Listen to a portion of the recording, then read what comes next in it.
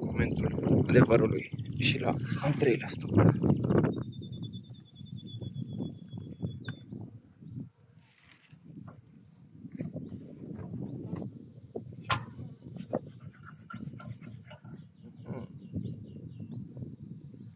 Da.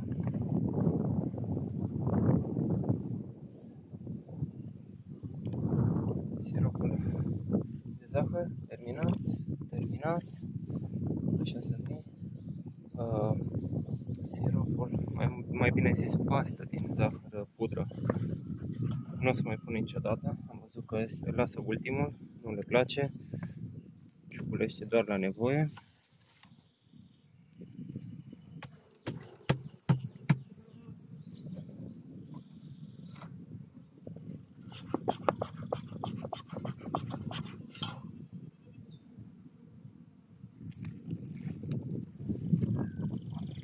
Acesta este la fel, zahăr pudră, nu o să mai spun, cum am zis.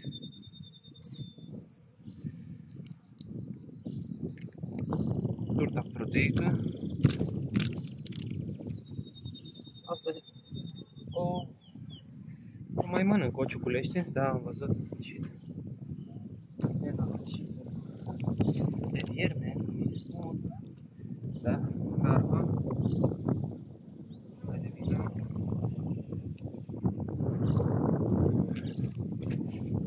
Ia să vedem dacă pot să focusez. Ia uitați, în toată splendoarea, cu ghilimelele de rigoare.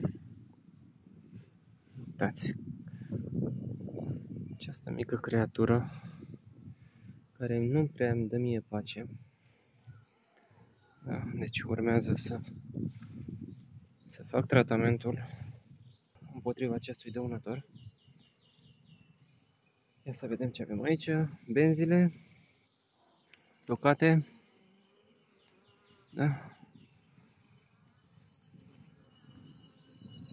Așa, a doua. Tocată și asta, partea de sus.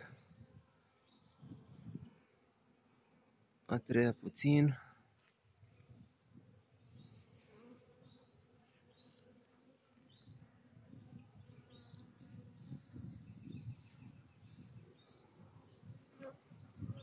Uitați cum se prezintă. Da, larvar foarte mult în partea din dreapta. Sus avem miere, jos avem sirop sau nectar. Am băgat aici, uitați cât larvar este aici, cât de frumos, sper să se observe în cameră.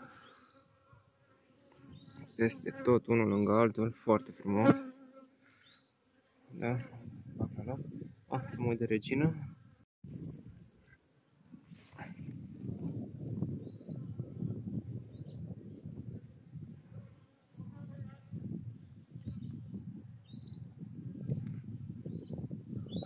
Hai, lăsați-mă în pace, că vă vreau doar binele. Să vedem pe două. O să prezintă. Da, sirop, miere sus. Din nou puiet larvar în mijloc. O oată în toată partea de jos. Da, aici avem puiet căpăcit. Puțin. Partea cealaltă. Da, puiet larvar în partea de jos sub puietul căpăcit, puțină miere sus, sirop și în toate acestea, nu știu dacă se observă în cameră, este ouat absolut peste tot. Da, regina asta se pare că face treabă foarte bună.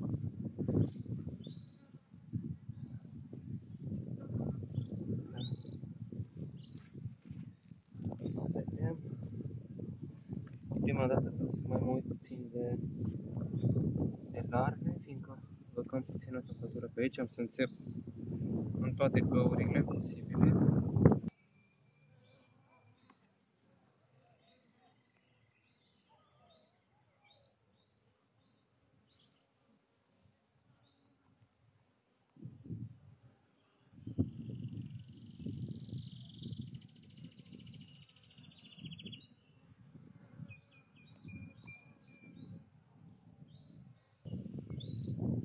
Da, am prins. Uitați-l. Ia să vedem dacă și filmez ceva. Ia uitați ce am găsit aici.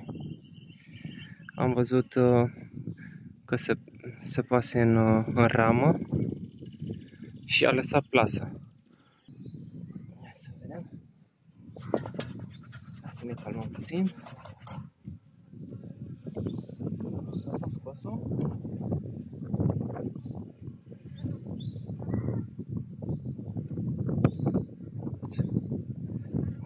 Mâncărică.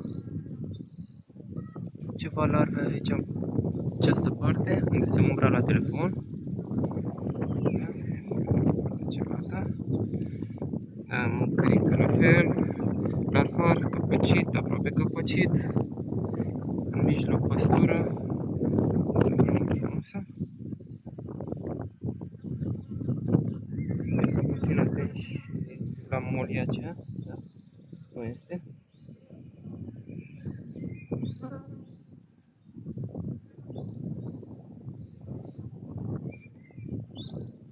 Bun.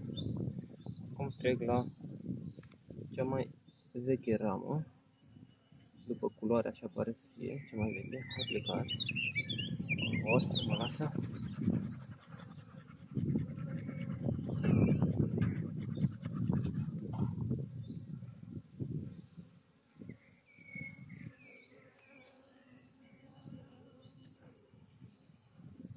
Ia să vedem pe aceasta. Uite ce frumos.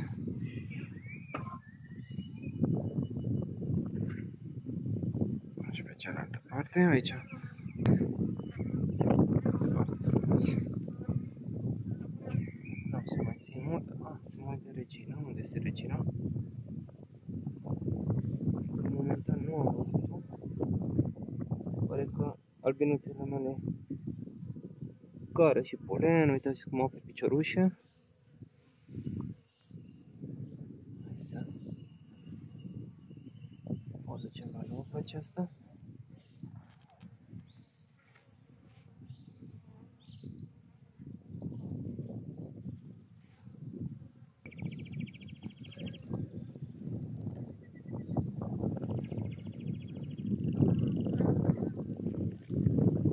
Ia să văd. Puiet larvar, partea de jos colț, puiet căpăcit, mâncărică hrăniță sus, un pic de păstură. Aici la fel, mâncărică, larvar, mijloc puiet căpăcit, văd foarte multă păstură în mijloc, aici sus dreapta miere și în celălalt colț sirop sau nectar. Da, unde este regina? Încă nu am văzut regina. Bun. Trecem la următoarea ramă, nu are sens.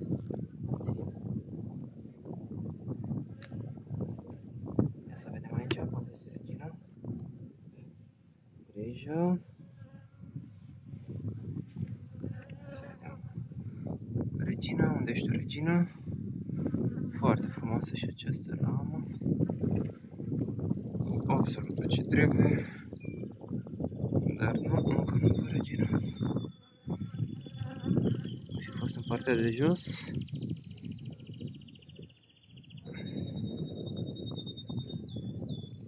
În orice caz este în nucleu, fiindcă am văzut foarte multe ouă în partea stângă. Se poate face aceasta. Cred că este foarte multă albină. Aceasta este diafragma. Deci este foarte multă albină și pe partea cealaltă. Deci am să bag această ramă în fața la diafragmă. Este și sezonul pe deasupra.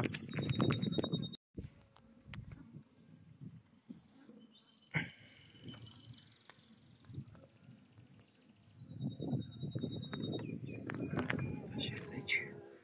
Full de albină. Da, am făcut o probă și cu podișorul din plastic, care îmi place foarte mult. Până atunci am să mai las aceste benzi cu acid oxalic.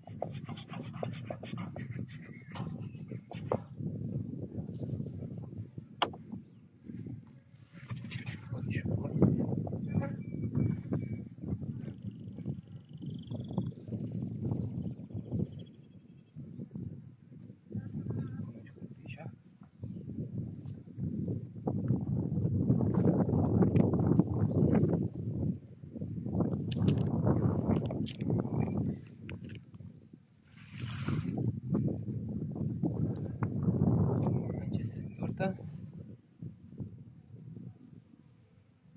Iar aici am să acopăr. Să facem puțină căldurică. Ușor. Este aici. Am sopele dintre astea. Vântule.